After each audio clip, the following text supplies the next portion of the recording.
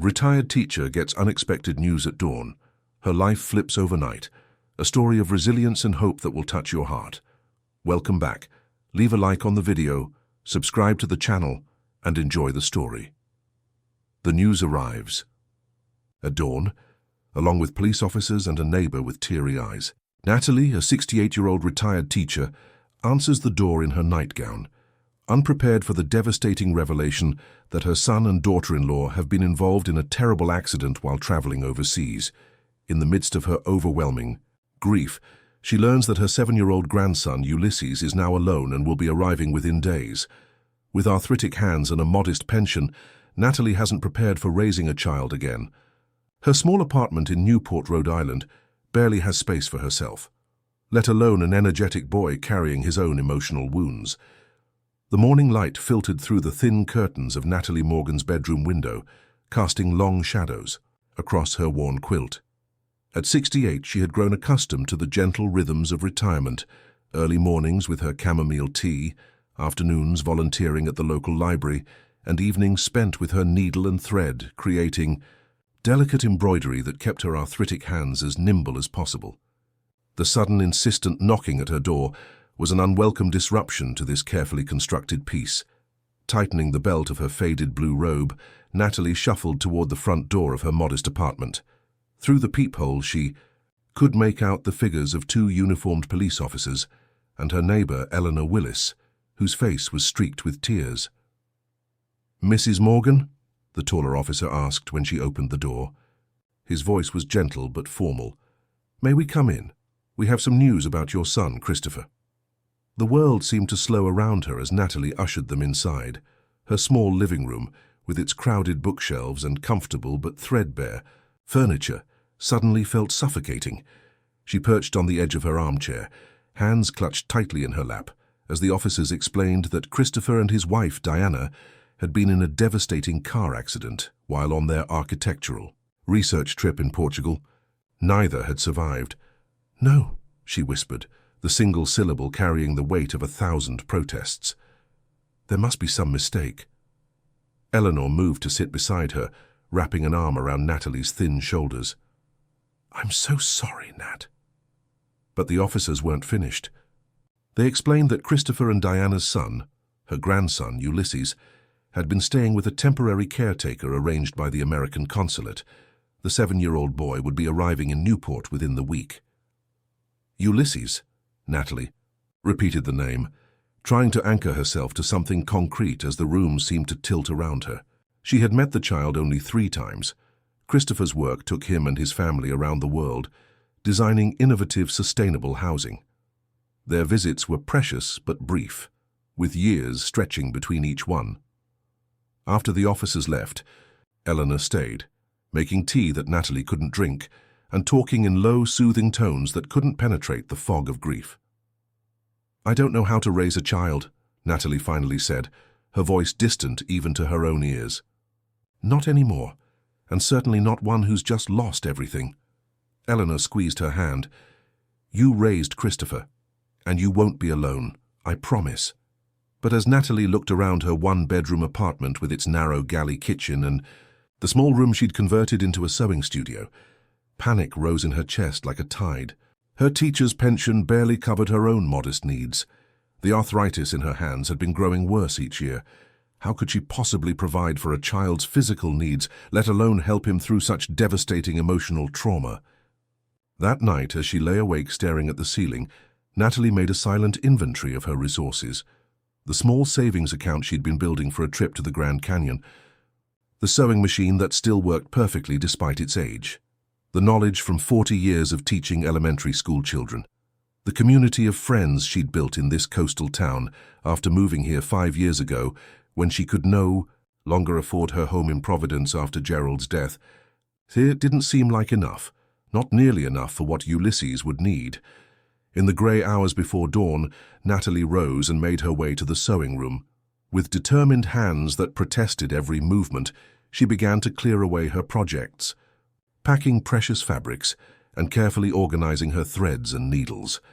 By sunrise, she had emptied the room of everything except the daybed she occasionally used when Eleanor stayed overnight. "This will be your room," she told the empty space, her voice echoing slightly against the bare walls. "It's not much, but we'll make it a home." The next 3 days passed in a blur of preparation. Natalie withdrew most of her savings to buy a proper bed frame and mattress, a small dresser and a desk where Ulysses could do homework. Eleanor helped her choose bedding with nautical patterns, ships and compasses and sea creatures, hoping they might appeal to a boy his age. The neighbors on the second floor contributed a gently used bookshelf and a collection of children's books their own son had outgrown. Natalie registered Ulysses at the elementary school, where her friend Maureen taught second grade, explaining the situation in a voice that only occasionally trembled. She researched grief counselors who specialized in working with children and made an appointment with one who offered sliding-scale fees. She called Christopher's lawyer and began the overwhelming process of understanding what would happen with her son's estate, his unfinished projects, the small house in Massachusetts they kept as a home base between international assignments. Each task completed left her more exhausted than the last, her grief compounding with every form signed and every phone call made. Yet she pushed forward, driven by a single thought. Somewhere across the ocean, a little boy had lost his entire world and she was all he had left. When the social worker called to tell her that Ulysses would arrive on Friday afternoon, Natalie spent the entire morning baking oatmeal cookies, Christopher's favorite as a child, hoping that perhaps this small genetic predisposition might have passed to his son. The apartment filled with the comforting scent of cinnamon and brown sugar, momentarily masking the sterile smell of the new mattress and the lemon cleaner she'd used to scrub every surface. Eleanor arrived just before the social worker was due, bringing a small teddy bear wearing a hand-knit sweater. "Children need something to hold on to," she said simply, placing it on Ulysses's bed. The knock, when it came, sent Natalie's heart racing. She smoothed her cardigan, tucked a strand of silver hair behind her ear, and opened the door to meet her grandson. Ulysses Morgan stood in the hallway, a small figure dwarfed by the presence of the social worker beside him. His dark hair, so like Christopher's, fell across his forehead, nearly obscuring eyes that stared emptily at a point somewhere near Natalie's knees. In his arms he clutched a worn teddy bear, its fur matted from constant handling. A small suitcase stood beside him, insufficient to contain a child's entire life. "Hello, Ulysses," Natalie said softly, kneeling despite the protest in her joints, so she could be at his eye level. "I'm your grandmother. You can call me Nana or Grandma or Natalie if you prefer." The boy said nothing, not even raising his eyes to meet hers. The social worker, Miss Prentice, smiled apologetically. "He hasn't spoken much since it happened," she explained quietly. "The doctors say it's not unusual given the circumstances." Natalie nodded, a lump forming in her throat as she reached out slowly to take Ulysses's free hand. His fingers were cold and limp in hers, offering neither resistance nor response. "Would you like to see your room?" she asked, trying to infuse, her voice with a warmth and enthusiasm she didn't feel. "I've made it up just for you." Without waiting for a response that might not come, she gently led him inside. Eleanor introduced herself with the same gentle tone one might use with a wounded animal, careful not to make any sudden movements or speak too loudly. Ulysses followed Natalie to the small bedroom, his footsteps dragging slightly on the worn carpet. She showed him the bed with its deep blue comforter decorated with sailing ships, the bookshelf with a carefully curated selection of stories, the desk where a new box of colored pencils waited beside a sketchbook. "I thought you might like to draw," she said, remembering how Christopher had always been happiest with a pencil in his hand. "Your daddy loved to draw when he was your age." At the mention of his father, Ulysses's shoulders tensed visibly, but he still didn't speak. He moved to the bed and sat on its edge, the teddy bear clutched tightly to his chest, his small suitcase forgotten in the living room. After Miss Prentice had gone through all the necessary paperwork and left with promises to check in regularly, Natalie stood uncertainly in the doorway of Ulysses's new room. The boy hadn't moved from his position on the bed, hadn't spoken a word, hadn't even cried. "Are you hungry?" she asked. "I made cookies, or I could make you a sandwich." Nothing. Eleanor appeared beside her, giving her arm a supportive squeeze. "It's been a long trip for him," she whispered. "Maybe he just needs some time." Natalie nodded, stepping back from the doorway. Of course, you're right. She turned to Ulysses again. I'll be in the kitchen if you need anything, sweetheart. Anything at all. That evening, after Eleanor had gone home with promises to return the next day, Natalie managed to coax Ulysses into eating half a peanut butter sandwich and drinking a small glass of milk. He sat at her little kitchen table, eyes fixed on his plate, responding to her gentle questions with shrugs or small head movements, never with words. When she helped him unpack his suitcase, her heart broke anew at the meager contents. A few changes of clothes, most showing signs of hasty laundering, a dog-eared copy of The Little Prince, a small smooth stone, and a framed photograph of Christopher and Diana, their arms around a smiling Ulysses, in front of what appeared to be the Eiffel Tower. The happy faces in the photograph bore no resemblance to the hollow-eyed child standing beside her. "Would you like this by your bed?" she asked, holding up the frame. For the first time, Ulysses reacted with more than passive acceptance. He nodded vigorously, then took the frame from her hands and placed it carefully on the bedside table, adjusting its position until it was just so. That night, Natalie lay awake listening to the unfamiliar sounds of another person in her apartment, the creak of the new bed frame, the occasional rustling of sheets, and then, shortly after midnight, the muffled sobs that Ulysses had apparently been holding back all day. Her first instinct was to go to him, to gather him in her arms and rock him as she had done with Christopher when he was small. But something stopped her, the memory of his rigid posture when she tried to hug him upon arrival, the way he'd flinched slightly when Miss Prentice had patted his shoulder. Instead, she rose quietly and made her way to the kitchen, where she warmed milk on the stove and added a spoonful of honey and a dash of cinnamon. When the crying had continued for nearly 20 minutes, she finally approached his room, tapping softly on the door before entering. Ulysses lay curled tightly around his teddy bear, his face pressed into the pillow to muffle his sobs. The photograph of his parents watched over him from the bedside table. "I brought you some warm milk," Natalie said softly. "My mother used to make it for me when I couldn't sleep. And then I made it for your daddy." Slowly, Ulysses uncurled himself and sat up, his face blotchy and wet with tears. He accepted the mug with trembling hands but didn't drink. Natalie perched carefully on the edge of the bed, making sure to leave plenty of space between them. "It's okay to cry," she told him. "I've been crying too. I miss them so much." Something in her words seemed to reach him. Ulysses looked up, at her face for the first time, really seeing her, noting perhaps the redness around her eyes, the deep lines of grief that hadn't been there the last time they'd met. "They're not coming back," he whispered, his voice rough from disuse and crying. Natalie felt tears spring to her eyes at the sound of his voice, at the devastating simplicity of his words. "No, sweetheart, they're not coming back." Ulysses nodded once, as if confirming something he'd already known but hadn't wanted to believe. Then he took a small sip of the warm milk, his eyes never leaving her face. "But I'm here," Natalie continued, resisting the urge to reach for him. "And I promise you, Ulysses, you will never be alone. We'll figure this out together." He didn't respond, but he drank the rest of the milk in small, careful sips. When he'd finished, he lay back down, pulling the comforter up to his chin. Natalie rose to leave, but his small voice stopped her. "Can you leave the door open? And maybe a light on?" "Of course." She switched on the small lamp on his desk, casting a gentle glow across the room. "I'll be just down the hall if you need me. For anything, any time." As she turned to go, she heard him whisper, "Thank you, Grandma." The words nearly undid her. Grandma. Not Nana or Natalie, but Grandma, a title that acknowledged their connection, that placed her in his world of trusted adults. It wasn't much, but it was a beginning. That night, as she lay back in her own bed listening to the now quiet apartment, Natalie made a silent promise to both Christopher and Ulysses.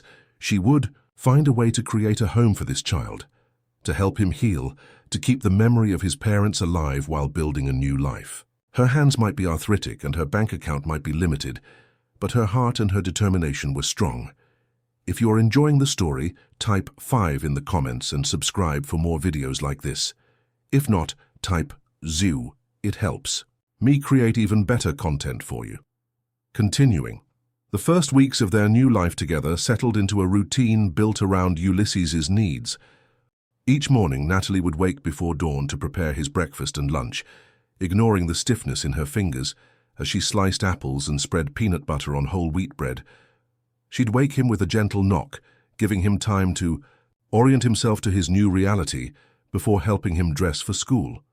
The walk to Seaside Elementary was only 6 blocks, but it seemed to exhaust Ulysses completely. He dragged his feet, his Spider-Man backpack, a gift from Eleanor, hanging heavily from his narrow shoulders.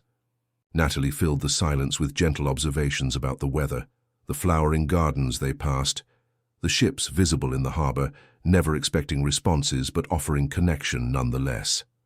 At the school gates, Ulysses would tense, visibly his hand tightening in hers. Maureen, bless her, would be waiting for them, her warm smile and calm manner helping to ease the transition. But every morning Natalie would have to peel his fingers from hers, promising to be waiting in this exact spot when school ended. "Remember, Ulysses," she would say, kneeling to look into his solemn eyes. "If you need me during the day, Mrs. Phillips knows how to reach me. I can be here in 10 minutes. He would nod once, then turn and follow Maureen into the building without looking back. Natalie spent those school hours in a flurry of activity, researching child psychologists who specialized in grief therapy, consulting with a legal aid attorney about guardianship paperwork, calculating and recalculating her budget to accommodate the needs of a growing boy. Her savings were dwindling rapidly. The new bed, school supplies, properly fitting clothes, and the increased grocery bills were straining her limited resources. In the evenings, after Ulysses had picked at his dinner and retreated to his room with a book or his sketchpad, Natalie would sit at her kitchen table, surrounded by bills and budget notebooks, trying to find solutions that didn't exist in the columns of numbers before her. Sometimes, when the figures became too overwhelming, she would retreat to the bathroom, running the shower to mask the sound of her tears. She couldn't let Ulysses see her fear. He had lost too much already. 3 weeks after his arrival, Natalie received a call from Maureen while Ulysses was in his room. "How are things going?" her friend asked, her voice carefully neutral in a way that immediately put Natalie on alert. "We're managing," Natalie replied. "He's still not talking much, but he did ask for seconds at dinner last night, which feels like progress." Maureen's hesitation came through the line clearly. "That is progress. But Nat, I'm a bit concerned. He's not interacting with the other children at all. He sits alone at lunch and during recess. When the other kids approach him, he turns away or simply stares at the ground until they leave." Natalie's heart sank. The grief counselor said to expect social withdrawal. He's only been to 2 sessions so far. "Of course, and I understand this will take time. I'm not expecting miracles. But there's something else." "What is it?" "He had a pretty severe reaction in class today. We were doing a family tree project and, well, he just shut down completely. Crawled under his desk and wouldn't come out for nearly an hour. I had to call the school counselor." Natalie closed, her eyes imagining Ulysses curled into a tight ball, trying to hide from a world that had already taken too much from him. "I'm so sorry, Maureen. I should have thought to warn you about assignments like that." No, don't apologize. I should have been more sensitive. I've modified his assignment to focus on favorite books instead." "But Nat, he's going to need more support than we can provide at school." After hanging up, Natalie checked on Ulysses. He was sitting on his bed, the teddy bear in his lap, staring at the photograph of his parents. He didn't acknowledge her presence in the doorway. "Ulysses," she said softly, "Mrs. Phillips called me about what happened today. Do you want to talk about it?" He shook his head without looking at her. "That's okay, but maybe you could draw how you're feeling. Sometimes that helps when words are hard to find." For the first time that evening he looked at her, his expression unreadable. Then he reached for the sketchbook on his bedside table and began to draw with swift, angry strokes.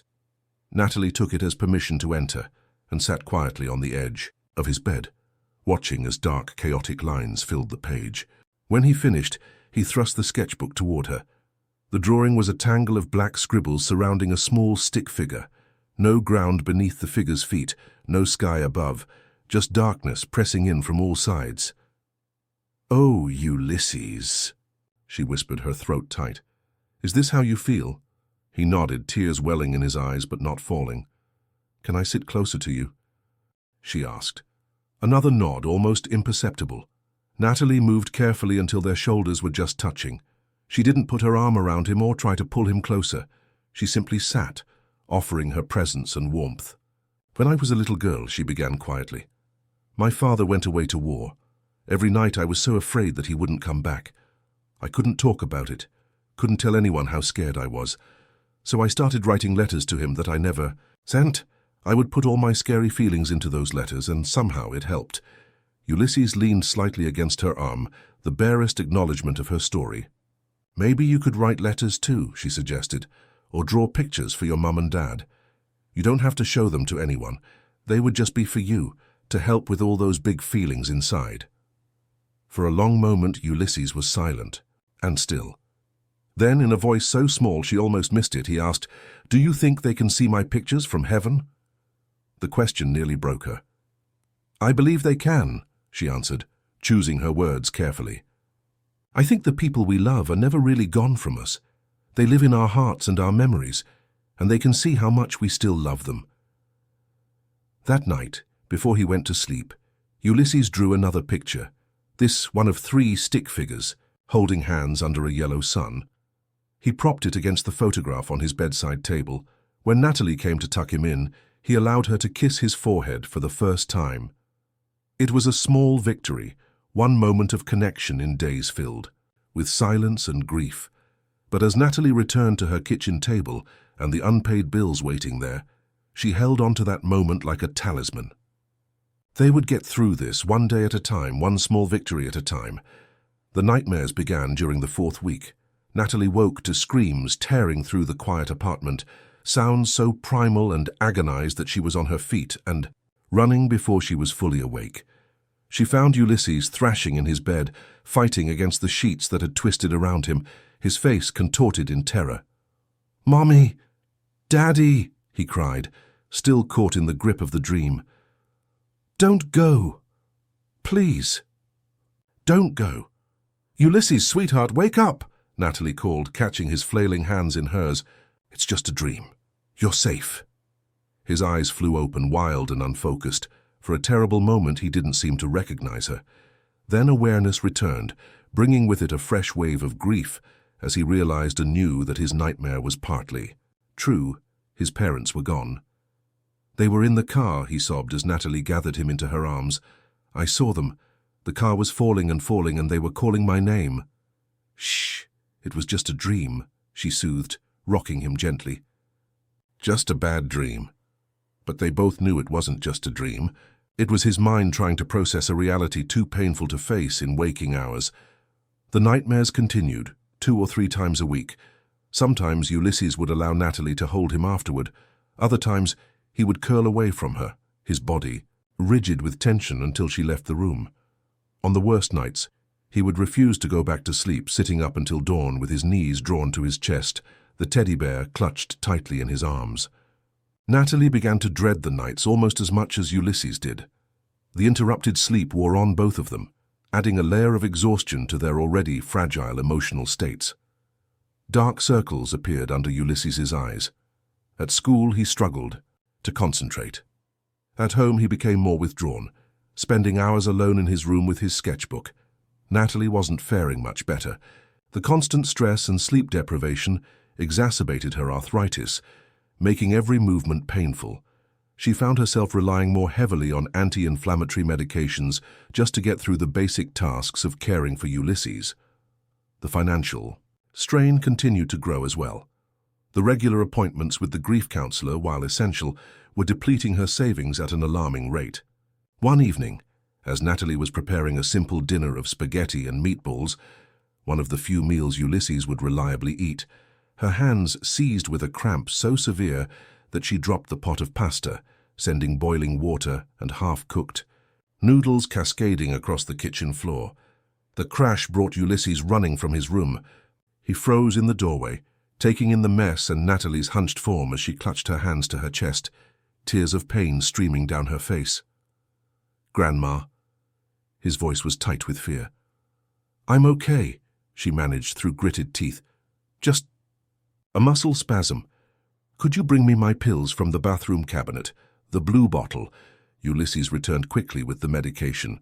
With trembling fingers, Natalie managed to swallow 2 pills dry, then sank into a kitchen chair, cradling her hands and trying to breathe through the pain. After a moment of uncertain hovering, Ulysses began to clean up the mess, carefully, picking up the scattered noodles and mopping up the water with dish towels. The role reversal, the child caring for the adult, seemed to stir something in him. When the floor was clean, he filled a bowl with ice water and placed it on the table in front of Natalie. "Mrs. Phillips does this when her hands hurt," he explained quietly. "She says the cold helps." Gratefully, Natalie submerged her aching hands in the ice water. "Thank you, Ulysses, that was very thoughtful." He shrugged, but there was a flicker of something like pride in his eyes. "I can make sandwiches for dinner," he offered. "I know how." For the first time since his arrival, Ulysses took the lead, carefully assembling peanut butter and jelly sandwiches, while Natalie talked him through cutting them diagonally, the way your daddy always liked them. They ate together at the kitchen table, and Ulysses even asked for a second sandwich, his appetite seemingly improved by his sense of accomplishment. That night, after tucking Ulysses into bed, Natalie called Eleanor. "I don't know if I can do this," she confessed, her voice breaking. "My hands are getting worse, the medical bills are piling up, and Ulysses, he needs so much more than I can give him." Eleanor's response was immediate and firm. "You're not alone in this, Nat. What can I do to help?" From that conversation grew a small network of support. Eleanor began coming over 3 afternoons a week to help with meal preparation and laundry. Maureen arranged for Ulysses to join an after-school program at reduced cost, giving Natalie a few extra hours to rest her hands before the evening routine began. The retired couple upstairs offered to drive them to Ulysses's counseling appointments, saving the bus fare Natalie had been spending. Small kindnesses accumulated, a casserole appearing on her doorstep, a bag of hand-me-down clothes in exactly Ulysses's size, an anonymous envelope containing a grocery store gift card. The coastal community of Newport, with its history of supporting the families of fishermen lost at sea, knew how to surround those in grief. Yet despite this growing circle of support, Natalie couldn't shake the feeling that she was failing Ulysses. His nightmares continued. His withdrawal at school persisted, and the guardianship paperwork remained incomplete, a constant reminder of the legal limbo they occupied. 2 months after Ulysses's arrival, Natalie received a call from his teacher, Mrs. Phillips, requesting a meeting the following afternoon. The formal tone of the request sent waves of anxiety through her. Had his behavior worsened? Was he falling too far behind in his schoolwork? Would they suggest that he needed care she couldn't provide? Eleanor agreed to stay with Ulysses after school the next day, allowing Natalie to meet with Mrs. Phillips privately. As she walked the 6 blocks to Seaside Elementary, Natalie rehearsed responses to potential criticisms, preparing defenses for all the ways she feared she was falling short. Mrs. Phillips was waiting in her classroom, a folder of papers on the desk before her. She greeted Natalie warmly, offering tea from a thermos and homemade cookies that Natalie was too nervous to eat. "Thank you for coming in, Mrs. Morgan," the teacher began. "I wanted to talk to you about Ulysses's progress." Natalie braced herself. "I know he's been struggling. The grief counselor says it can take children much longer to process loss than adults.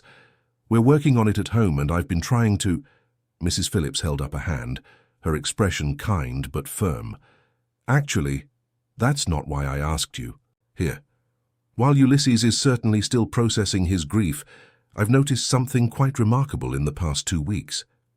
She opened the folder and spread out a series of drawings. Unlike the dark, chaotic sketches Ulysses produced at home, these were intricate and detailed. A seascape with waves rendered in multiple shades of blue, a detailed study of a lighthouse that Natalie recognized from the point, a portrait of a woman with kind eyes that bore a striking resemblance to Diana, Ulysses's mother. "These are extraordinary," Natalie breathed, tracing a finger over the lighthouse drawing. "Ulysses did these." Mrs. Phillips nodded, her expression alight with enthusiasm. "He did. during free choice time, while the other children are playing. Games or reading, Ulysses has been creating these. I've been teaching for 23 years, Mrs. Morgan, and I've never seen artistic talent like this in a child so young. The attention to detail, the understanding of perspective, the emotional resonance, it's exceptional. Natalie stared at the drawings, seeing for the first time the depth of talent Christopher had passed to his son. His father was an architect, she said softly. He could draw beautifully, even as a boy, but not like this. This is something special. It is indeed, Mrs. Phillips agreed, and I believe it could be a pathway for Ulysses, not just for artistic expression, but for healing, for connecting with others. Art can give voice to feelings that are too big for words, especially for children. By the time Natalie left the school, she was carrying not only the folder of Ulysses's artwork, but also information about an after-school art program at the Newport Art Museum. Mrs. Phillips had already spoken to the program director, who was willing to offer Ulysses a scholarship based on his evident talent. It would give him a community, Mrs. Phillips had explained. Children and adults who share his passion, who speak the same visual language, and it might help him express some of what he's keeping inside. On the walk home, Natalie's mind raced with possibilities. The art program would mean rearranging their schedule, finding transportation twice a week to the museum, purchasing proper art supplies that her budget could ill afford. But the potential benefits for Ulysses outweighed these challenges. Eleanor was helping Ulysses with his homework when Natalie arrived home. The scene of domestic normalcy, Ulysses bent over his math worksheet, Eleanor pointing to a problem with a patient finger, brought tears to Natalie's eyes. "How was the meeting?" Eleanor asked as Ulysses gathered his papers. "Illuminating," Natalie replied. Then to Ulysses, "Your teacher showed me your drawings, sweetheart. They're absolutely beautiful." Ulysses ducked his head, a flush creeping up his neck. "They're just pictures." "They're much more than that. They're art, Ulysses. Real art. And Mrs. Phillips thinks you might enjoy taking classes at the art museum after school. Would you like that?" For the first time since his arrival, a spark of genuine interest lit Ulysses's eyes. Real art classes? With real artists? Real artists who could teach you new techniques, show you different materials to work with. You'd be with other kids who love art too. Ulysses seemed to consider this carefully, weighing the opportunity against his fear of new situations. "Would you come with me? At least at first." "Of course I would," Natalie assured him. "We'll face it together, just like everything else." That evening, as Natalie updated her budget yet again, trying to find room for art supplies amid the essential expenses, a solution began to take shape in her mind. During her years of teaching, she had supplemented her income by doing alterations and mending for colleagues, hemming pants, taking in dresses, replacing zippers. Perhaps she could revive this small business now, working in the evenings after. Ulysses was asleep. The next day she mentioned the idea to Eleanor, who immediately offered to spread the word among her church group. By the end of the week, Natalie had 3 garments to alter hanging in her closet with promises of more to come. The work was hard on her hands, requiring frequent breaks and ice water soaks, but the additional income, modest though it was, eased some of her financial anxiety. More importantly, it allowed her to enroll Ulysses in the art program and purchase a set of proper drawing pencils and a watercolor kit for him to use at home. The first day of art class was a study in controlled terror for both of them. Ulysses gripped Natalie's hand so tightly on the bus ride to the museum that her fingers tingled from reduced circulation. At the classroom door, he froze completely, his body rigid with anxiety at the sight of the 8 other children already seated at easels. "I can't," he whispered, pressing himself against Natalie's side. Natalie knelt beside him, ignoring the protest in her knees. "Remember how scared you were on your first day at Seaside Elementary, and now you know all the routines and have a special reading spot by the window? This will be the same, scary at first, then familiar, then special." He looked unconvinced. "How about this?" she continued. "I'll stay for the whole first class. I'll sit right by the door where you can see me, and if it becomes too much, we can leave right away. Just give it 15 minutes. Can you be brave for 15 minutes? Ulysses took a deep breath, his narrow shoulders rising and falling. Then he gave a single determined nod. The art instructor, Ms. Abernathy, approached them with a warm smile and gentle eyes. "You must be Ulysses," she said, her voice calm and unrushed. "I've set up a space for you next to the window. The light there is excellent for drawing." To Natalie's surprise, Ulysses allowed Ms. Abernathy to lead him to the empty easel without looking back. As promised, Natalie sat in a chair by the door, readying herself for the possibility of a hasty retreat. But as the class progressed, it became clear that no rescue would be necessary. Ulysses sat with rapt attention as Ms. Abernathy demonstrated different pencil techniques, his body gradually relaxing as he focused on the familiar territory of art. When the time came for the students to create their own drawings, he bent over his paper with a concentration that transformed his entire demeanor. The nervous, withdrawn child was replaced by an artist deeply engaged in his craft.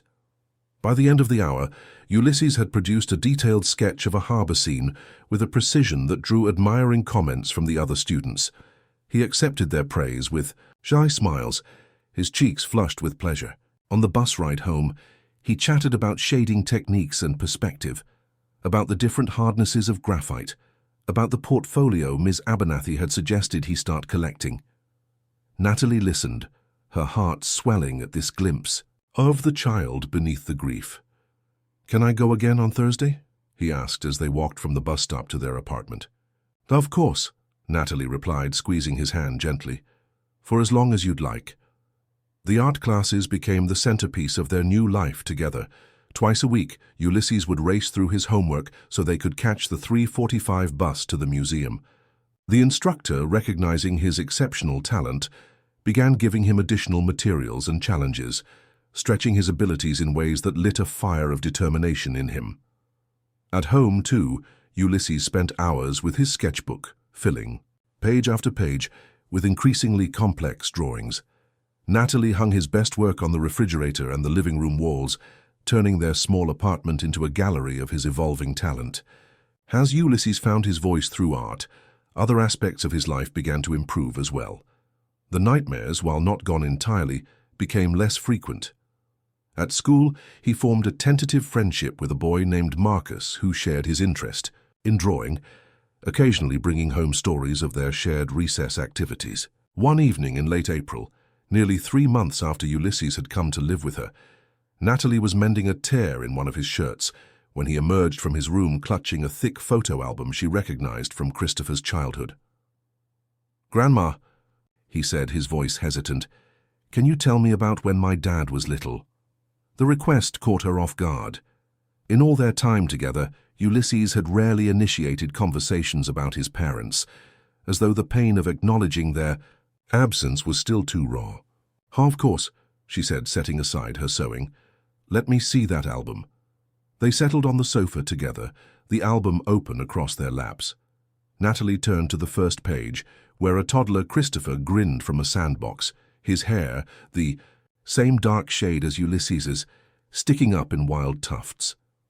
"Your daddy was a very busy little boy," she began, her finger tracing the outline of her son's face in the photograph.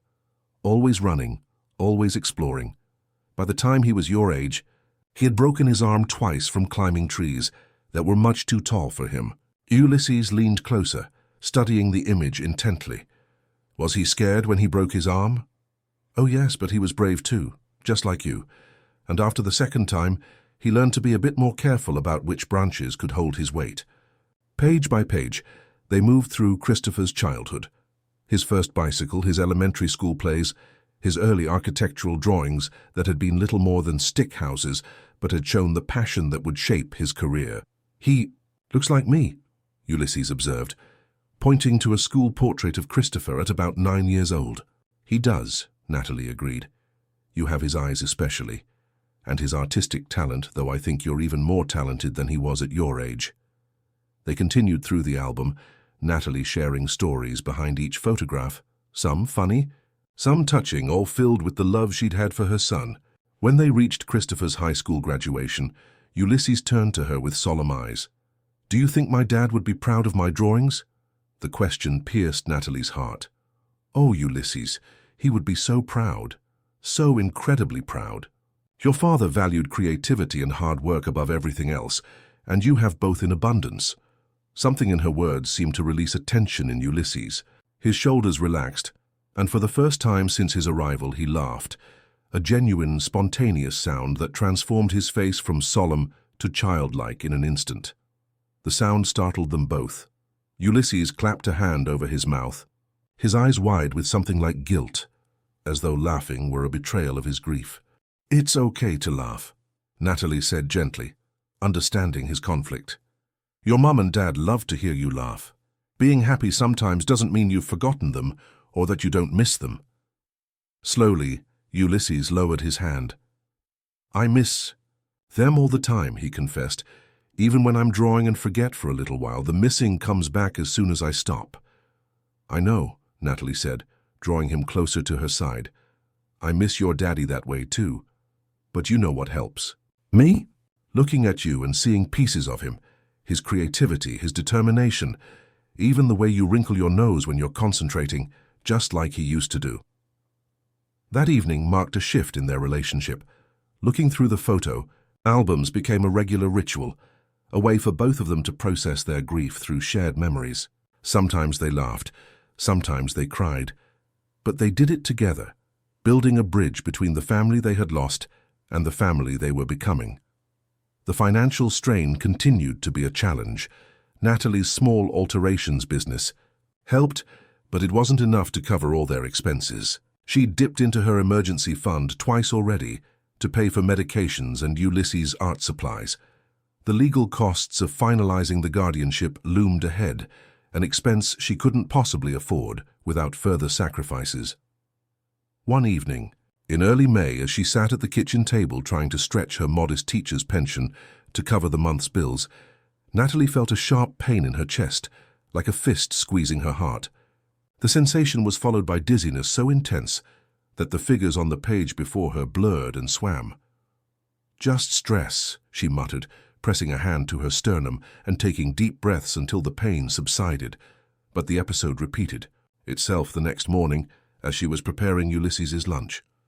This time the pain radiated down her left arm, and sweat broke out across her forehead, despite the cool spring air coming through the open window.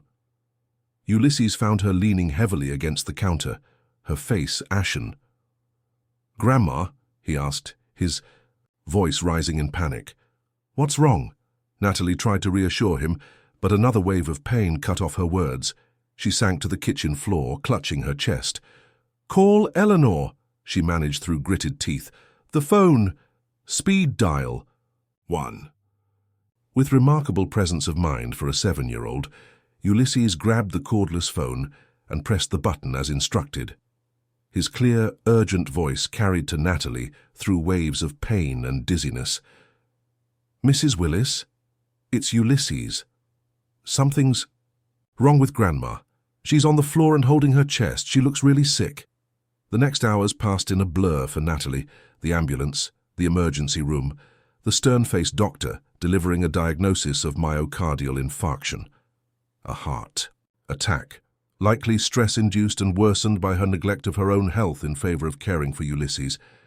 "You're fortunate it was relatively mild," the cardiologist told her, as she lay in the hospital bed, an IV in her arm, and monitoring equipment beeping steadily beside her.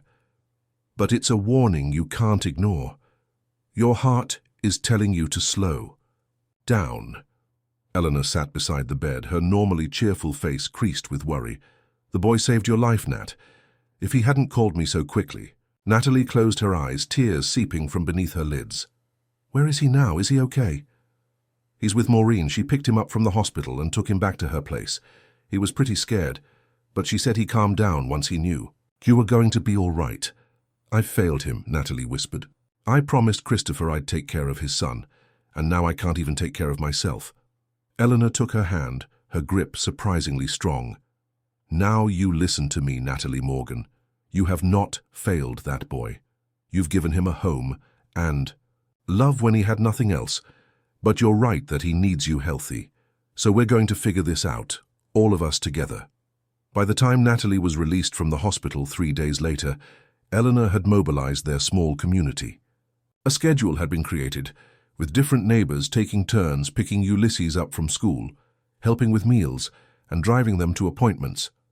Maureen had arranged for a social worker to visit and discuss additional resources they might qualify for. Even Ms. Abernathy from the Art Museum had reached out, offering Ulysses a full scholarship for their summer program. Ulysses himself seemed transformed by the crisis. The night Natalie returned home, he helped Eleanor prepare a simple dinner, carefully carrying plates to the table and fussing over Natalie's comfort. The fear of losing another person he loved had pushed him to engage more fully with the world around him, to take small but significant steps toward resilience. As they settled into a new routine, one that included regular rest periods for Natalie, heart-healthy meals, and shared responsibilities around the apartment, Ulysses began to thrive in unexpected ways. His artwork grew more adventurous and expressive. He invited Marcus over to play for the first time. He even began to talk about his parents more freely, integrating his memories of them into his daily life rather than keeping them sealed away in grief. 6 weeks after her heart attack, just as Natalie was beginning to feel that they might have found their footing at last, a letter arrived that threatened to destabilize everything they had built together. The envelope bore the letterhead of Coastal Properties LLC, the company that owned their apartment building. Natalie opened it with a sense of foreboding that proved all too justified. The building had been sold to a developer who planned to convert the units into luxury condominiums. All current tenants would need to vacate within 60 days. "This can't be happening," Natalie murmured, reading the letter a second time in disbelief. Her hands trembled slightly, and she forced herself to take deep, even breaths, as the cardiologist had instructed. Getting upset wouldn't help the situation, but the facts remained stark and unyielding. In 2 months, they would need to find a new home. With rents in Newport having skyrocketed in recent years, as the seaside town became increasingly popular with wealthy summer residents, finding an affordable apartment seemed nearly impossible. Moving to a less expensive area would mean taking Ulysses away from his school, his new friend, his art classes, all the stabilizing elements in his life that he'd worked so hard to embrace. Natalie sat at the kitchen table, the eviction notice before her, trying to formulate a plan. She would need to dip into what remained of her savings for a security deposit and first month's rent on a new place. The moving costs would further strain their budget. And all of this was coming just as she'd begun to see real progress in Ulysses's emotional healing. She was still sitting there, calculations and worries chasing each other through her mind, when Ulysses returned from his art class with Eleanor. One look at Natalie's face told them both that something was wrong. "What is it?" Eleanor asked, setting down Ulysses's portfolio case. Wordlessly, Natalie handed her the letter. Eleanor read it quickly, her expression darkening. 60 days? That's ridiculous. There ought to be a law. There probably is, Natalie sighed. But fighting it would cost money we don't have. We need to focus on finding a new place. Ulysses, who had been listening intently, spoke up in a small voice. Are we going to have to move away from Newport? The fear in his eyes tore at Natalie's heart. After all the losses he'd endured, the prospect of losing his newfound stability was clearly terrifying. I don't know, sweetheart, she answered honestly. I'm going to do everything I can to keep us close to your school and the art museum, but it might be difficult. That night, after Ulysses had gone to bed, Natalie made call after call, searching rental listings and reaching out to contacts from her teaching days. The results were discouraging. Anything within their price range was either far from Ulysses's school or in such poor condition that it didn't meet basic safety standards. By the end of the week, Natalie had expanded her search to neighboring towns, resigned to the fact that they might need to leave Newport. She broke the news to Ulysses as gently as she could, emphasizing that they would still be together, that his art classes could continue, even if they had to make special arrangements for transportation. He took the news with a stoicism that worried her more than tears would have. That night she heard him up late, the soft scratch of his pencil on paper continuing well past midnight. In the morning, she found dozens of drawings scattered across his bed, detailed renderings of their apartment, of his school, of the harbor view from his art classroom window. He was preserving the places he loved, preparing himself for another loss. The sight of those drawings, so beautiful and so heartbreaking, strengthened Natalie's resolve. There had to be a solution, some way to keep Ulysses connected to the community. That was helping him heal. And if the conventional paths weren't working, perhaps it was time to create their own. That afternoon, while Ulysses was at school, Natalie visited Ms. Abernathy at the art museum. The instructor had become something of a mentor to Ulysses, recognizing and nurturing his talent with a dedication that went beyond her professional responsibilities. "I know this is unusual," Natalie began after explaining their situation, "but I wondered if you might know of any opportunities for housing connected to the museum. Perhaps a caretaker position, or an artist-in-residence program that might include family members." Ms. Abernathy's expression was sympathetic but not encouraging. The museum's residency programs are quite competitive and generally for established artists, however. She paused, seeming to consider something. "There is something that might help, though it's not directly connected to the museum. A friend of mine, Sophia Lancaster, runs a small gallery in the historic district. She's been looking for someone to manage the shop part-time and help with exhibition setup. The position doesn't pay much, but there's a small apartment above. The gallery that usually goes to visiting artists. It's vacant right now." Hope fluttered in Natalie's chest. "Do you think she might consider renting it to us? I have experience in retail from my college days, and I could certainly learn about exhibition setup." "It's worth asking," Ms. Abernathy replied. "Sophia has a soft spot for supporting artists, and from what I've seen of Ulysses's work, he certainly qualifies. Let me give her a call right now." The meeting with Sophia Lancaster was scheduled for the following afternoon. Impulsively, Natalie decided to bring Ulysses along with a portfolio of his best work. If they were going to appeal to the gallery owner's artistic sensibilities, they should put their best foot forward. Wildflower Gallery occupied a narrow brick building on Thames Street, its large front windows filled with an eclectic mix of paintings, sculptures, and artisan jewelry. A bell chimed softly as Natalie and Ulysses entered, stepping from the bright spring sunshine into the cool, quiet space. A woman in her late 40s emerged from the back room, her silver-streaked, dark hair pulled into a loose bun, her flowing linen dress accentuating her tall, willowy frame. She greeted them with a warm smile. "You must be Natalie and Ulysses. I'm Sophia. Diane has told me so much about you both." Natalie extended her hand. "Thank you for meeting with us. We appreciate your time." "Not at all. Come upstairs and we can talk more comfortably." She led them through the gallery to a narrow staircase at the back.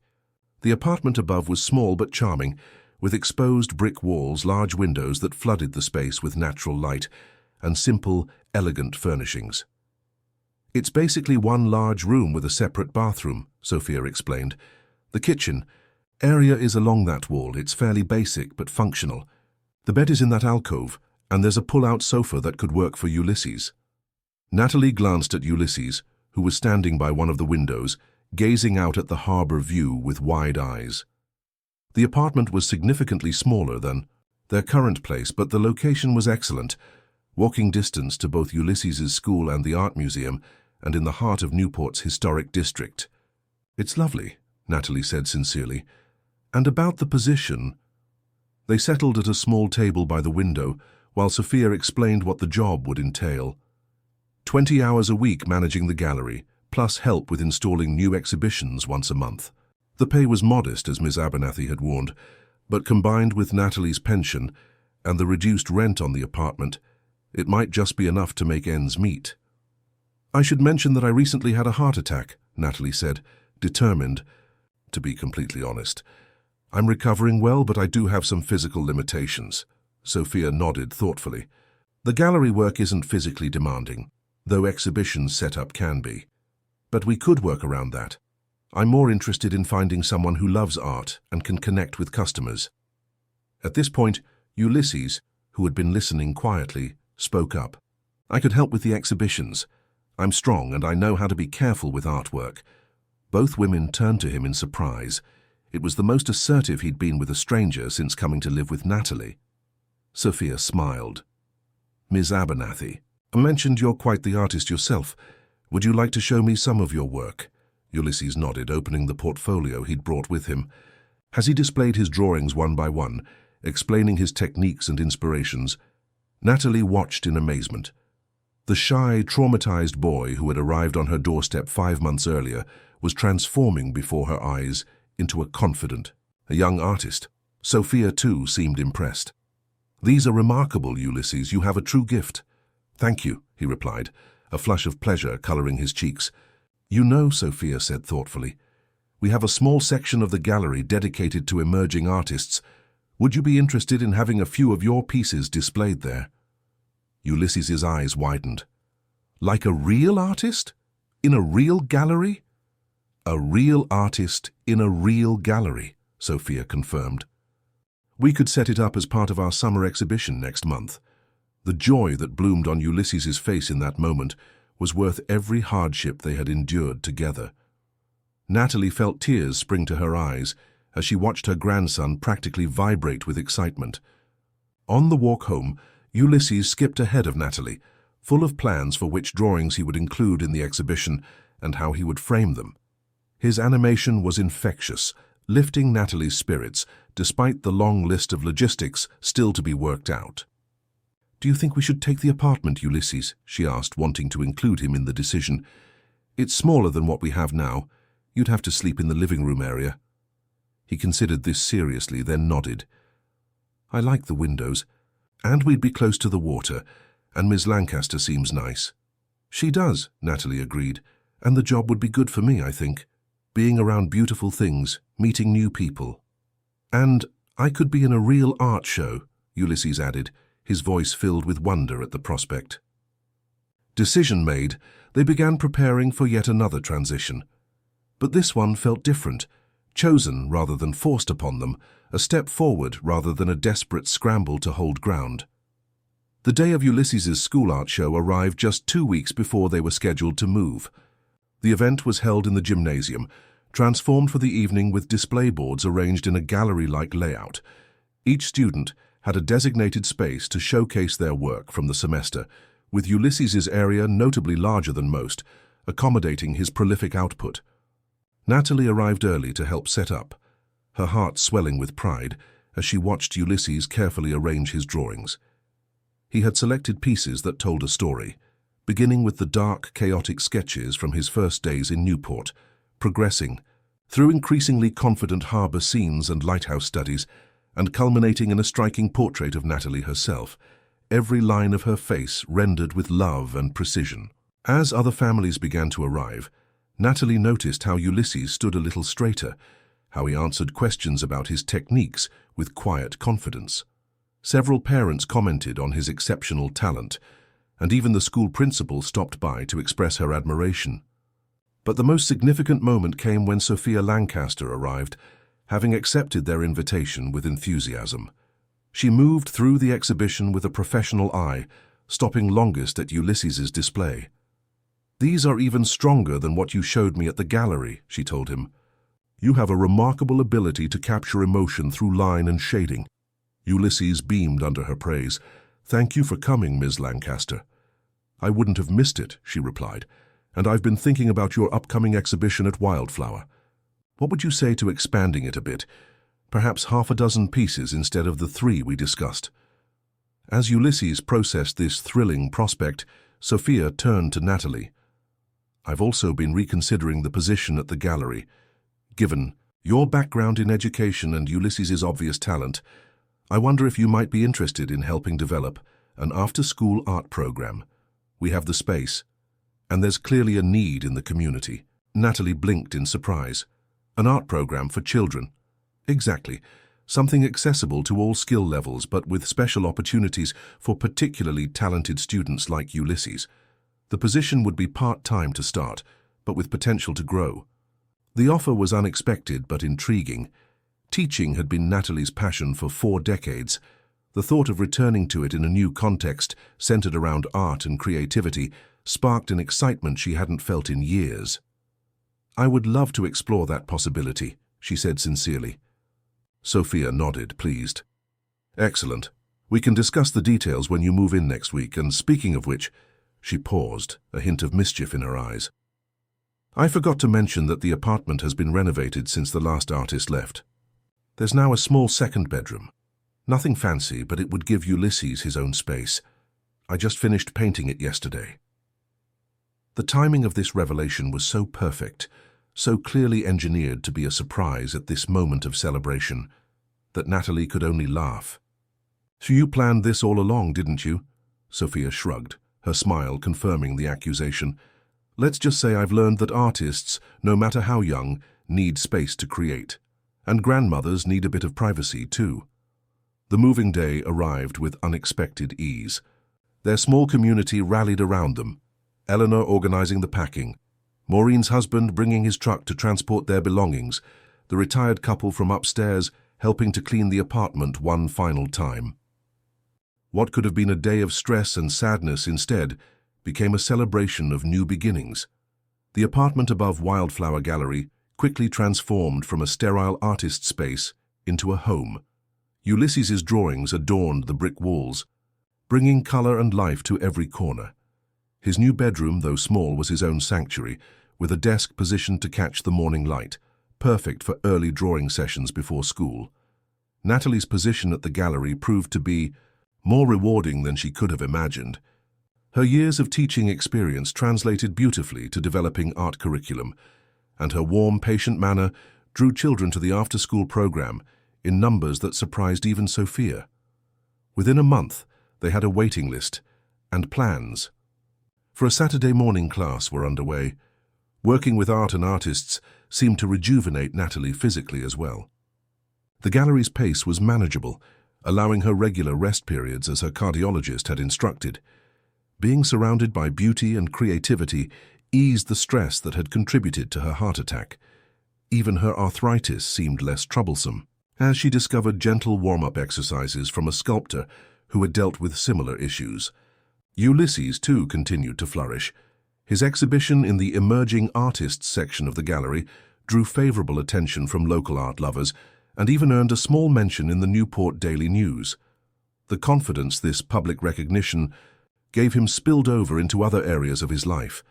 His friendship with Marcus deepened, his participation in school increased, and his nightmares became increasingly rare.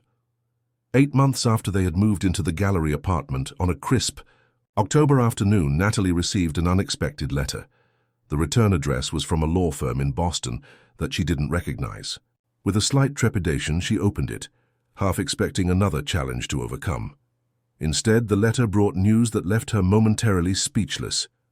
A distant cousin of Diana's, Ulysses's mother, had passed away, leaving a small inheritance to her nephew's child. The amount wasn't staggering, but it was substantial enough to establish a college fund for Ulysses and provide a cushion for Natalie's medical expenses. "It feels like a message from them," Natalie told Eleanor later that day, still stunned by the timing. "Just when we've found our feet, this gift arrives to help secure Ulysses's future." Eleanor, ever practical, squeezed her hand. Or maybe, "It's the universe recognizing how hard you've both worked to rebuild your lives. Either way, it's a blessing. A blessing indeed, and one that allowed Natalie to focus on the next important milestone in their journey. In just a few weeks, it would be 1 year since Christopher and Diana's accident, 1 year since Ulysses had come into her life and changed it completely. She'd been thinking about how to mark this anniversary in a way that acknowledged their grief while celebrating how far they'd come. The idea had come to her gradually, taking shape during her quiet evening hours after Ulysses was asleep. Using skills she hadn't practiced in decades, Natalie had been creating a memory quilt, incorporating scraps of Christopher's old clothes that she'd kept in a trunk, photographs printed on special fabric, and embroidered messages of love. Each stitch was a meditation, each completed square a testament to the power of memory and love to transcend even death. The quilt was nearly finished now, just in time for the small memorial gathering they'd planned at the gallery. Ulysses had been creating his own tribute, a series of paintings based on the photographs of his parents, rendered in vibrant colors that celebrated their lives rather than mourning their absence. As the anniversary approached, Natalie worried that it might trigger a regression in Ulysses's healing. Instead, she found him facing the date with a quiet determination, involved in every aspect of planning the memorial. "I want to invite Marcus and his mum," he told her one evening as they discussed the guest list. "And Mrs. Phillips, and Miss Abernathy, of course." "Of course," Natalie agreed. "Anyone else?" Ulysses thought for a moment. "The people from our old building who helped us move, and the doctor who took care of you when you were sick. They're all part of our story now." Our story. The simple phrase brought tears to Natalie's eyes. Somewhere along this difficult journey, they had truly become a family, not just a grandmother and grandson thrown together by tragedy, but partners in creating something new and beautiful from the ashes of loss. The day of the memorial dawned clear and bright, the October sun casting a golden glow over Newport Harbor. Sophia had closed the gallery to the public, arranging the space to accommodate the intimate gathering. Ulysses's artwork was displayed prominently, alongside photographs of Christopher and Diana in happy times. One by one their guests arrived, Eleanor first, then Maureen and her husband, Marcus and his mother, neighbors from their old building, colleagues from the school, students from the art program. Each brought food to share and memories to offer, creating a tapestry of community and support around Natalie and Ulysses. When everyone had gathered, Ulysses stepped forward with a confidence that still sometimes surprised Natalie. At 8 years old, he stood a little taller than when he'd first arrived, his face less hollow, his eyes clear and direct. "Thank you for coming today," he began, his voice small but steady. "A year ago, I lost my mum and dad. It was the worst thing that ever happened to me, and I didn't think I would ever feel okay again." He paused, glancing at Natalie, who nodded encouragingly. "But then I came to live with my grandma, and she helped me remember how to be happy even while being sad about my parents. And everyone here helped us in different ways. So today isn't just about remembering my mom and dad, although I do that every day. It's about saying thank you to my new family, all of you." The simple honesty of his words touched everyone present. There were tears and smiles, murmurs of appreciation, and gentle squeezes of shoulders. In that moment, the room was filled with the kind of love that transcends conventional definitions of family, the kind that forms when people choose to show up for one another in times of need. After a meal shared with stories and laughter, Natalie revealed her surprise. She had arranged the quilt on a table at the back of the gallery, covered with a sheet until this moment. "Ulysses," she said, "I've been working on something for you, something to help you carry your parents with you no matter where life takes you." She lifted the sheet, revealing the quilt in all its detailed glory. Each square told a story: Christopher's high school graduation, Diana's favorite flower garden, their wedding day, Ulysses's birth, family vacations, quiet moments at home. Around the border, she had embroidered words from both Christopher and Diana, phrases from letters they'd written. Expressions of love, she remembered them saying. Ulysses moved forward slowly, his hand reaching out to touch the fabric reverently. "It's them," he whispered. "It's really them." "It's your history," Natalie said softly, "all the love that made you who you are. No matter what happens, you carry that with you always." Ulysses threw his arms around her then, hugging her with a fierceness that took her breath away. "I love you, Grandma," he said against her shoulder. "I love you too, my remarkable boy," she replied, holding him close. Later, as their guests began to depart, Sophia approached Natalie with a thoughtful expression. "I've been meaning to talk to you about something. The after-school program has been such a success that I'm thinking of expanding it to include weekend workshops for adults. Would you be interested in taking that on as well? It would mean more hours, more pay." Natalie smiled, watching as Ulysses showed Marcus the quilt, pointing out different squares and explaining their significance. "I would love that," she said sincerely. "I've discovered I'm not quite ready for full retirement after all."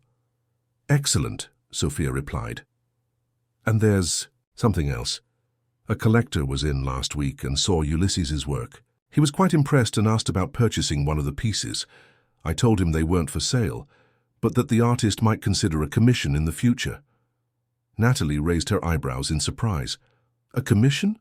Ulysses is only 8. True, but talent doesn't follow age restrictions, And this could be the beginning of something significant for him. Of course, it's something to consider for the future, when he's a bit older. But I thought you should know that his gift is being recognized. As the last guest departed and Natalie began to gather dishes from the refreshment table, she found herself pausing to take in the scene before her. Ulysses sat cross-legged on the gallery floor, the memory quilt spread out around him, tracing its patterns with gentle fingers. Sunlight streamed through the tall windows, illuminating his profile. So, like Christopher's, yet distinctly his own. If someone had told her a year ago that this is where they would end up, living above an art gallery, surrounded by friends, with Ulysses thriving and her own life taking an unexpected new direction, she wouldn't have believed it possible. The path from that terrible dawn when police officers had appeared at her door to this moment of peace and possibility had been arduous beyond measure. There had been days when Natalie hadn't known if she had the strength to continue, nights when she'd lain awake, wondering if she was doing right by this wounded child entrusted to her care. Yet somehow, step by painful step, they had built something neither of them could have imagined in those early days of grief. Not a replacement for what they had lost. Nothing could ever replace Christopher and Diana, but something new and valuable in its own right. A relationship that honored the past while creating space for a future neither of them had anticipated. As if sensing her thoughts, Ulysses looked up from the quilt, his face illuminated with a peace she had once feared she might never see again. "Grandma," he said, patting the floor beside him, "come see this part. It's from Dad's basketball jersey, isn't it?" Natalie lowered herself carefully to the floor, her joints protesting but her heart full. "It is. The one from his championship game in high school. He scored the winning basket, you know." "Tell me again," Ulysses requested, leaning against her side as she began the familiar story. Outside the gallery windows, Newport continued its everyday rhythm, boats moving in and out of the harbor, tourists exploring the historic streets, locals going about their business. Inside, wrapped in memories made tangible through fabric and thread, Natalie and Ulysses strengthened the bonds that had carried them through their darkest days. They were not the family either had expected to have. Life had dealt them both, cruel blows and unexpected blessings. But sitting there with the memory quilt spread between them, they were undeniably a family, bound not just by blood, but by shared grief, transformed into shared purpose, by daily acts of courage and love. As the afternoon light began to fade, casting long shadows across the gallery floor, Natalie put her arm around Ulysses's shoulders. "What do you think about pizza for dinner? After all this cooking and cleaning up, I'm not in the mood to make anything elaborate." "With extra cheese?" Ulysses asked, the ordinary question carrying the sweet normalcy they had worked so hard to achieve. "Definitely extra cheese," Natalie confirmed, "and maybe we could watch that space movie you've been talking about." "Yes," Ulysses gathered, the quilt carefully, folding it with a reverence that touched Natalie's heart. "I'll help clean up first." Together, they restored the gallery to order, working side by side with the easy rhythm they had developed over months of learning each other's ways. As they climbed the stairs to their apartment, pizza plans and movie night ahead, Natalie felt a deep contentment settle over her. The journey wasn't over. There would be more challenges ahead, financial concerns, health issues, the complicated emotions of a growing boy navigating the world without his parents. But they would face those challenges together, stronger for having weathered this first terrible year. And they would carry with them always the lessons they had learned, that grief and joy could coexist, that family was defined not by circumstance, but by choice, that art could heal wounds words couldn't touch, and that even in the darkest times unexpected light could find its way through. Later that night, with Ulysses asleep in his room, the memory quilt spread across his bed, Natalie stood at the apartment window, looking out at the twinkling lights of Newport Harbor. In the glass, she caught a faint reflection of herself. Silver, hair-lined face, eyes that had seen too much sorrow but now held a quiet strength. "We're going to be okay, Christopher," she whispered to her son wherever he might be. "Your boy is going to be okay. I promise you that." And for the first time since that terrible dawn when her world had been shattered, Natalie truly believed. Have you ever known someone who faced an unexpected responsibility, like Natalie did with Ulysses?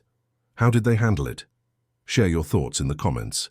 10 months had passed since they'd moved into the apartment above Wildflower Gallery, and life had settled into a rhythm that felt increasingly natural. Natalie's after-school art program had expanded to 3 days a week, with a growing waiting list of children eager to participate. The adult weekend workshops were attracting regular attendees, many of whom praised Natalie's patient teaching style and genuine enthusiasm for nurturing creativity at any age. Ulysses, now in 3rd grade, had transformed from the silent, traumatized boy who had arrived on her doorstep to a confident, thoughtful child with an artistic gift that continued to astonish everyone who encountered it. His friendship with Marcus had deepened, expanding to include several other classmates who shared his interest in art and storytelling. Though he still had occasional nightmares and moments of profound sadness, these were now balanced by genuine laughter, enthusiastic curiosity, and a growing resilience. The small inheritance from Diana's cousin had provided a cushion of security that allowed both Natalie and Ulysses to focus on healing and growth rather than mere survival. The college fund was established, growing steadily with regular small deposits. Natalie's medical expenses were covered, including the cardiac rehabilitation program that had significantly improved her stamina and overall health. On a crisp spring day, almost 15 months after Christopher and Diana's accident, Natalie sat at her desk in the gallery's back office, reviewing plans for the summer art camp they would be offering for the first time. Sophia had entrusted her with designing the curriculum, a task that had reignited her passion for education in ways she hadn't experienced in years. A knock at the office door interrupted her concentration. She looked up to find Ulysses standing there, his expression uncharacteristically serious for a Saturday morning. "What is it, sweetheart?" she asked, setting aside her papers. "Can I talk to you about something important?" he asked, his voice carrying a formality that instantly alerted her. "Of course, come sit." She patted the chair beside her desk. Ulysses settled into it, his hands folded in his lap, his posture straight. "It's about the summer art program," he began. "Ms. Lancaster showed me the brochure yesterday." "Oh? What did you think?" "It looks really good," he said, his voice warming slightly, "especially the section about guest artists teaching special techniques." Natalie smiled. The visiting artist program had been one of her favorite parts to organize, arranging for local professionals to share their expertise with the young campers.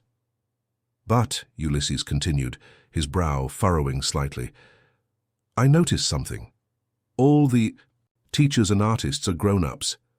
"Well, yes," Natalie agreed, uncertain where this was heading. "Teaching requires a certain level of expertise and experience." Ulysses nodded, accepting this point. "But remember when I was new at school and everything felt scary and wrong?" "I do. What helped most wasn't when adults told me things would be okay. It was when Marcus showed me his favorite hiding spot in the library and said he used to go there when he felt sad about his parents' divorce." Understanding began to dawn on Natalie. "You're saying that sometimes children can reach other children in ways adults can't?" "Exactly." Ulysses's face lit up at being understood so quickly. "So I was thinking, what if I taught a short class during the art camp, just once a week maybe, on drawing emotions or something like that, for kids who might be going through hard things like I did?" The proposal took Natalie by surprise.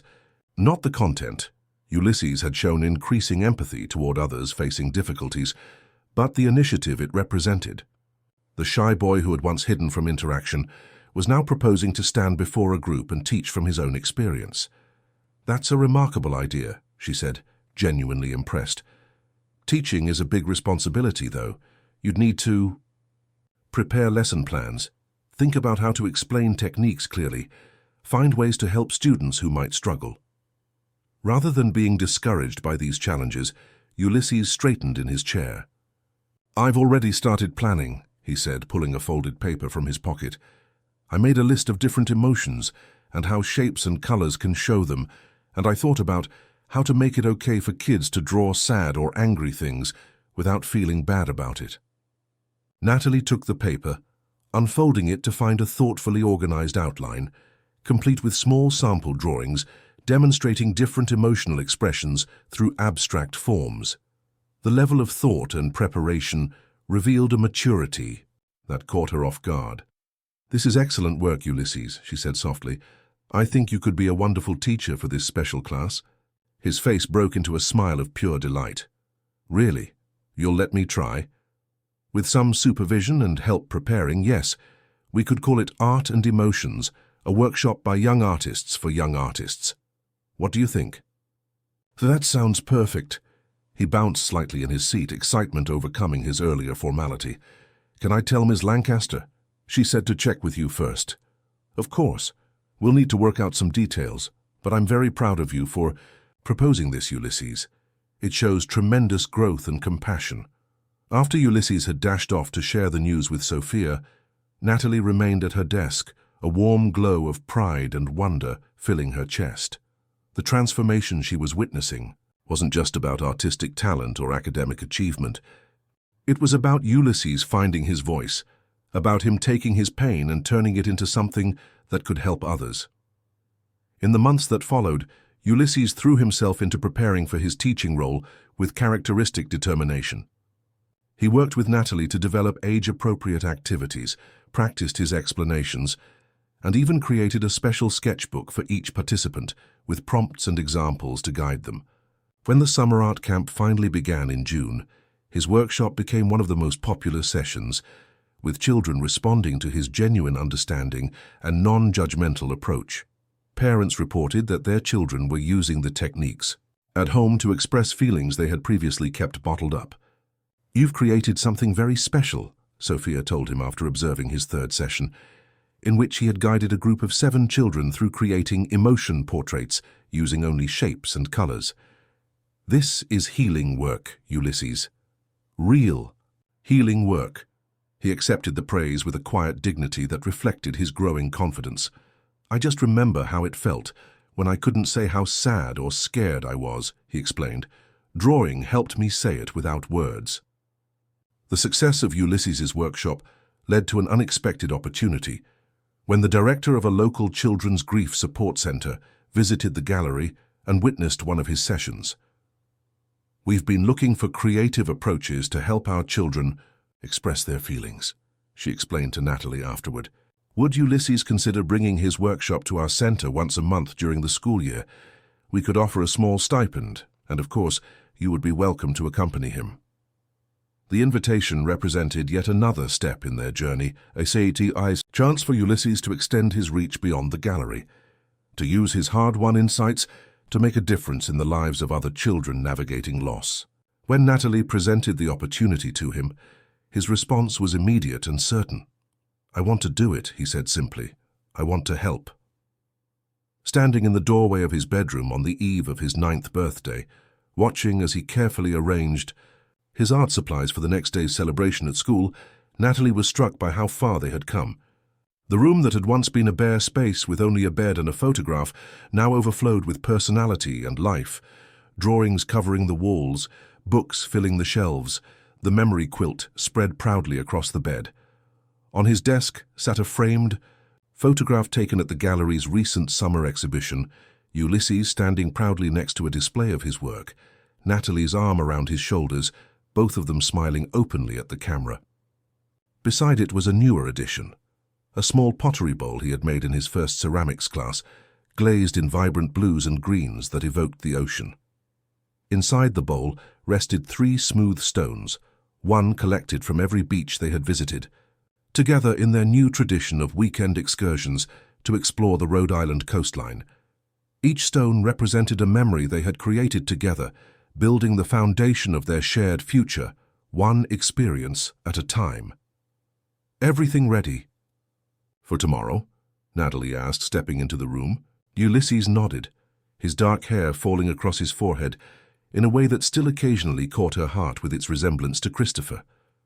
"Marcus is bringing cupcakes, and I'm bringing my colored pencils so we can all draw during recess." "Sounds perfect." She sat on the edge of his bed, patting the space beside her in invitation. Ulysses joined her, leaning comfortably against her side as he had gradually learned to do over their time together. "Grandma," he said after a moment of companionable silence. Do you think my parents would be proud of me? For the art camp teaching, and the grief center and everything? The question, though not unprecedented, still had the power to tighten Natalie's throat with emotion. Oh, Ulysses, they would be so proud. So very proud of the compassionate, talented young man you're becoming. He nodded, absorbing this. I think they would be proud of you too, for taking care of me even when it was really hard, for making a new home for us when we lost our old one, for starting the art classes and helping so many kids. His perception and empathy brought tears to Natalie's eyes. This child, who had endured such devastating loss, had somehow maintained his capacity to see and acknowledge the struggles of others. Thank you for saying that, she said softly, squeezing his shoulder. It means a great deal to me. They sat together for a few more minutes, watching as the setting sun cast long shadows across the room. Tomorrow would bring the excitement of Ulysses's birthday celebration, followed by their planned weekend trip to a new beach farther up the coast. Next week would bring school and art classes and the everyday rhythm of their lives together. The journey hadn't been easy. There had been moments of overwhelming grief, financial strain, health scares, and uncertainty. But through it all, they had found their way forward, supporting each other, accepting help when needed, and gradually building a life filled with meaning and purpose. As Natalie tucked Ulysses into bed that night, kissing his forehead in their nightly ritual, she thought of the day 15 months earlier, when she had opened her door to find police officers and her neighbor with teary eyes. The news that had arrived at dawn had indeed flipped her life overnight, but not in the way she had initially feared. "Good night, my remarkable boy," she whispered. "Happy almost birthday." "Good night, Grandma," he replied, his voice already heavy with approaching sleep. "I'm glad we're a family." "So am I," Natalie said, her heart full. "So very glad." As she turned out his light and softly closed his door, Natalie carried those words with her. We're a family. Not the family either of them had expected, but the family they had built together, step by step, day by day, out of love and grief and resilience. Outside the window of their gallery apartment, Newport Harbor glittered with reflected lights. Inside, in the quiet rooms they had made their own, the peace they had worked so hard to find settled around them like a blessing, hard-won, precious, and enduring. Congratulations. Type 9 in the comments so that I know you stayed until the end with me. Thank you for watching, and until tomorrow's story on this same channel.